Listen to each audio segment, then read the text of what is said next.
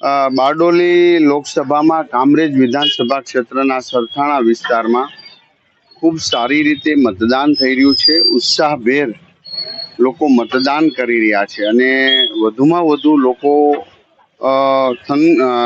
યુવા વર્ગ જે પહેલી વાર મતદાન કરવા જઈ રહ્યા છે એ લોકોમાં તો કાફી સારો ઉત્સાહ છે અને આ ઉત્સાહ આવનારા સમયમાં શું કહેવાય, દેશમાં ત્રીજી વાર નરેન્દ્રભાઈ મોદી સાહેબને વડાપ્રધાન બનાવવા જઈ રહ્યા છે.